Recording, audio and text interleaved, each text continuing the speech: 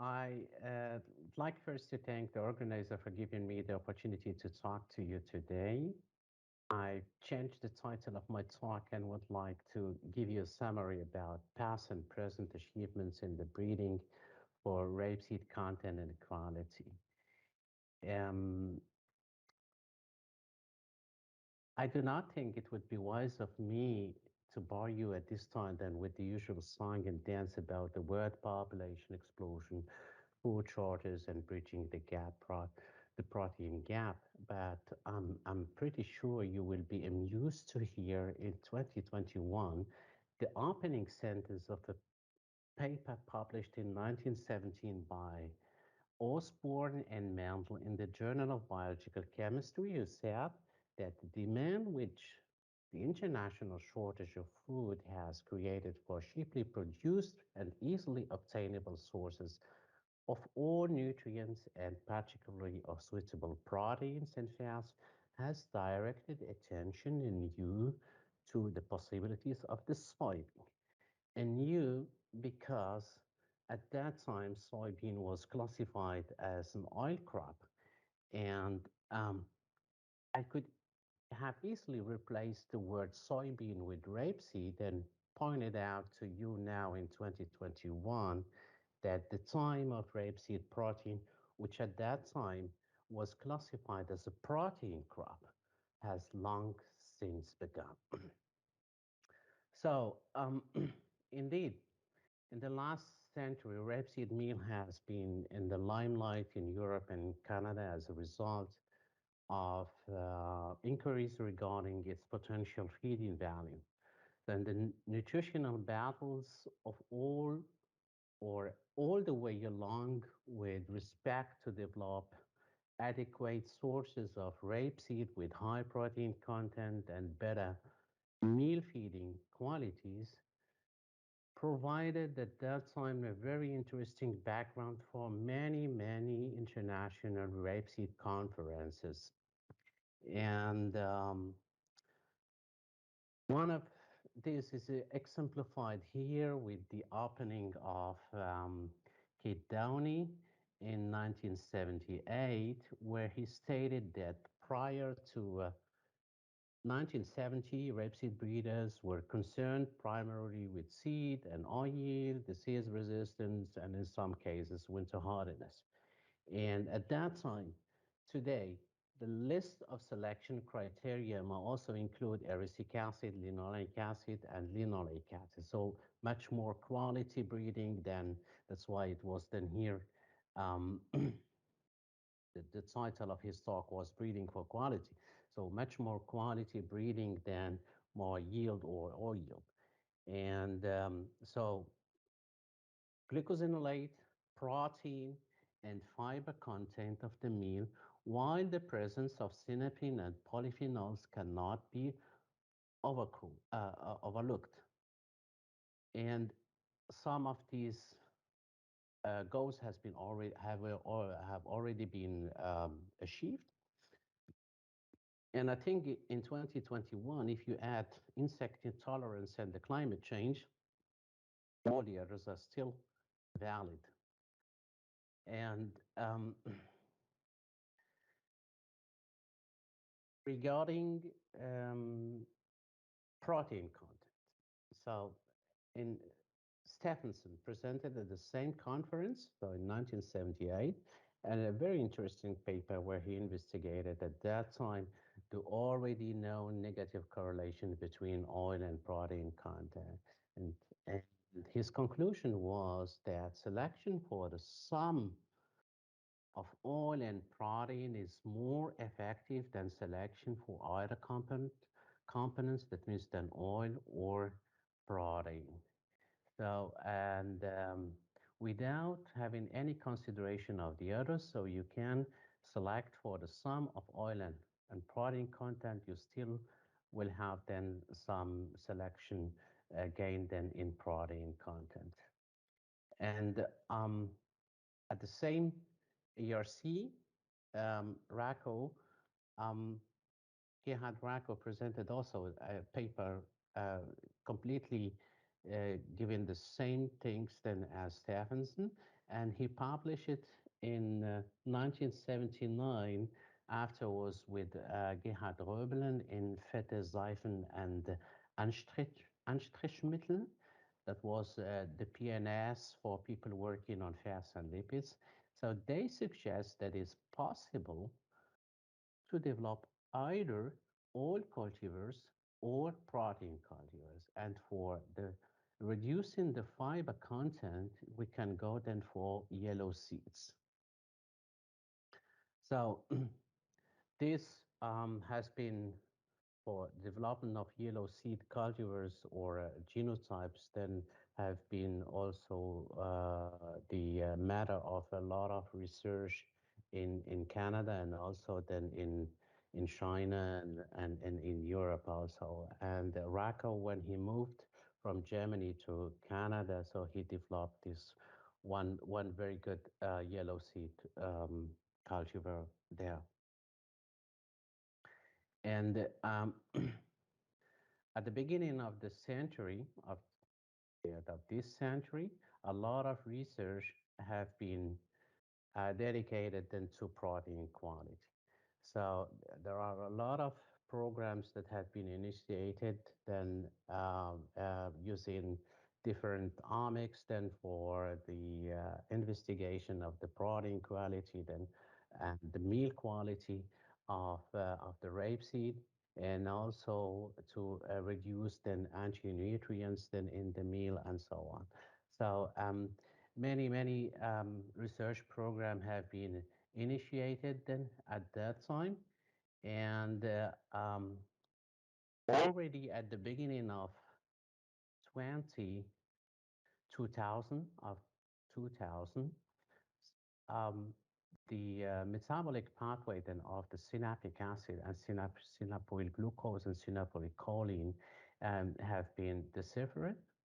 And a lot of work has been also done on to try to find genetic diversity then for low synapine or to find mutants then for genes that coding for enzymes that are key in the synaptic in the synaptic acid and synapolyl glucose and synapolyl choline pathway that could be targeted to be to give rise then to new genotypes with low synapin.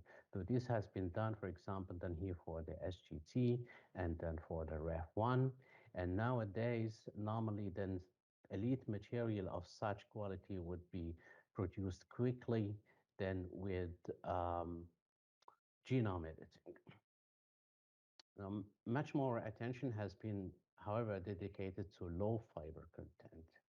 And first, it was very important to have high throughput analytical tools like NIRS for phenotyping of the trait. And this has been established in 10 years later. And a lot of genotypes could be a phenotype then with this technique. And what has been also found that yellow and black seeds can contain either yellow or black seed can contain low fiber content. So the, this has been confirmed by studying the genetic structure of the trait. And I can remember once that Rod Snowden said that the major gene for seed color is not the yellow seed gene. So in almost genetic studies carried out with yellow seed at low fiber content, major QTLs are located in the chromosome A9 and colocalized then with other traits like protoanthocyanidins, then phenolic acids, then fiber content, and also phenylpropanoid compounds. And this has been also confirmed by Chinese colleagues then with their material. And what you can see here, for example, that this is the chromosome A9 and the major QTLs that are located there. They are also located there with some QTLs then with oil content and also for protein content. So breeding for fiber content is now made easier by developing the right plant material without other penalties. And what the reduction of the fiber content was and still is a major breeding tool for the development of new products in the animal feed sector.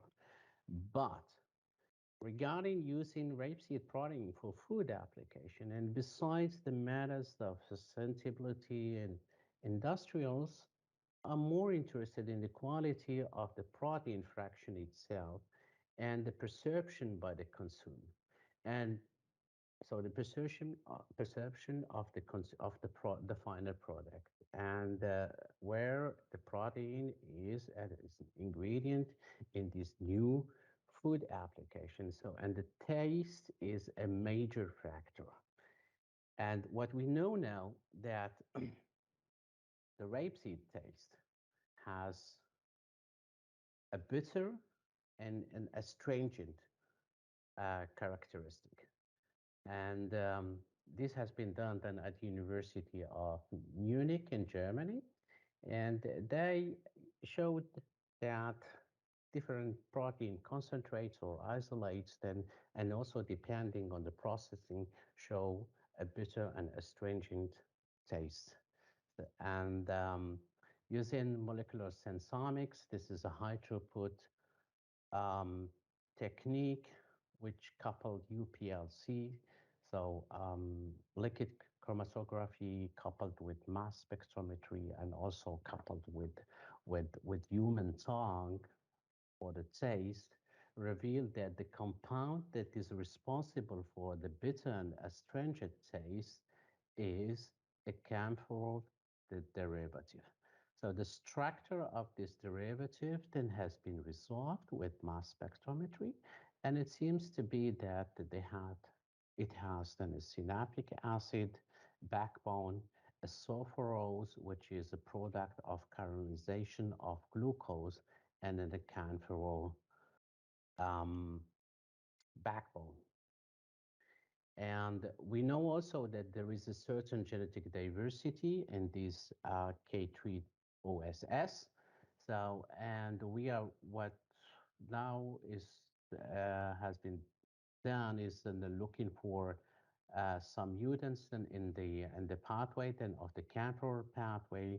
So we are studying then this pathway then by forward and reverse genetics then, and in breeding material or harnessing genetic diversity with different techniques done like GWAS or the new technique then haplo-GWAS.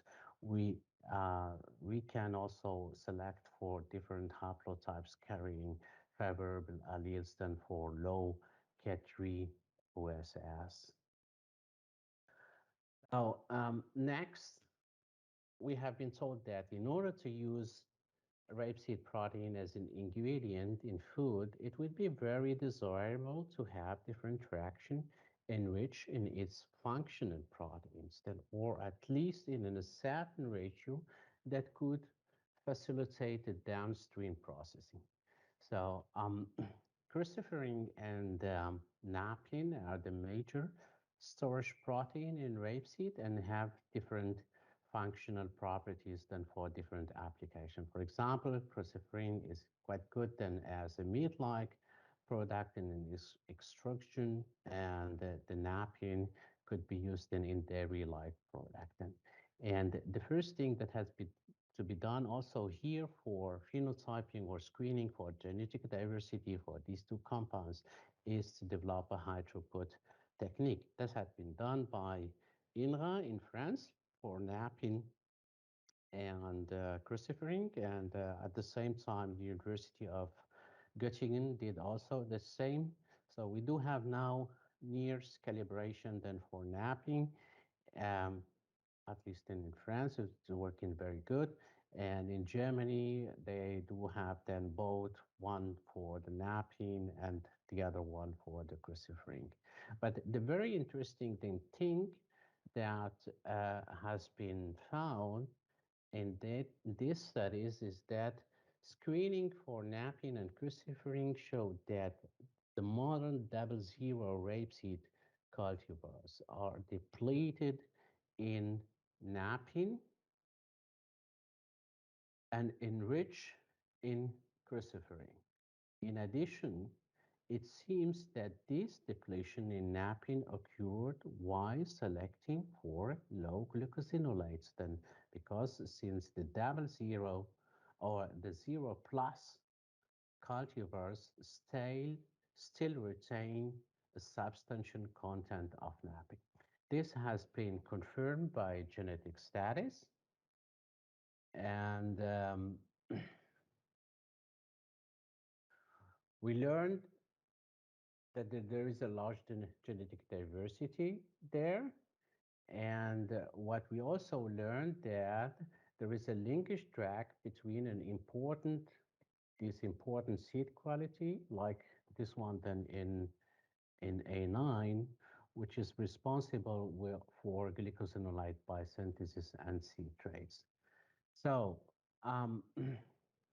this material screening and genetic studies that really show us that there is a large genetic diversity for the different traits described as described, and that it is still possible to develop plant material with different qualities through the combination of different traits as exemplified in here. For example, then for this line, which has high cruciferine and low K3OSS, and one line then which has then high protein and low cellulose and lignin content. So the population has been created between these two parents, then, and this is now then under field studies, then under genetic studies. What we also learned is that the protein content and the protein yield has been completely neglected, and it is really a forgotten word. So, and if you look at um, the official trials, for example, then in Germany between in the last 5 years, so we really see that the breeding has been following and targeting all yield at a glance. So we really barely find varieties that have a really remarkable protein content. So more oil content than protein content that was then in a one-way breeding. We know, however, that um, there is also genetic diversity for protein content, and as suggested by Röbelin in 1979, there is still possibilities then to select them for oil cultivars or protein cultivars, or even then cultivars which have a substantial protein content without altering much more the oil content. And as protein content is a really complex um, trait, and it depends then, and a lot of interaction existed between the genotype, the environment, and also the year. I think the best selection method to go for would be then genomic selection. And the first studies, there are some studies that have been carried out. They show that we can have then a reasonable accuracy then for prediction then of hybrids then with a high protein content. Oh, the take-home message is that genetic diversity exists in rapeseed for all the trait that I described before, and we do have now the omics tool to harness this diversity. And the second message is that this is a comment that I found then of Professor Röbel, and he stated that in a discussion then at the third IRC in Santander in Canada in 1970. I think I was there at that time, just 3 months old. And this comment was then in different context, but I think it's still valid also here. So he said that all these combinations do not only take time and expense, but they are also always only a compromise. And this is not really just an analytical question, but it is the matter of the objective, i.e., what compromise do we want? And he followed that with another statement where he said, what we start to do now in plant breeding will bring rewards only after 10 years or more. Industry and the marketing people should closely cooperate with us. I omit the sentences, this sentence here because it was quite provocative. And I just said that as plant breeders, we cannot follow as quickly. And it's really true. And such compromise has been already formulated in the at the 15 RC in Saskatoon in 2015, where it was stated that we should first select for or improve the protein content first, and then afterwards look at the protein types, i.e. the cruciferine and napin and the ratio. And the fiber and the glucosinolate could be a third goal. And a goal of 1% increase in protein content each year may be realistic and achievable. We must know that if we want a new look for rapeseed, we should also have some sacrifice from all parties. That means then from the industrials, from the breeders, but what we also need is a legal frame. So for the registration, for the testing, and so on. And the question now is, should we keep aligning with this compromise? And with that, I would like to thank you, and I hope that was interesting for you. Thank you very much.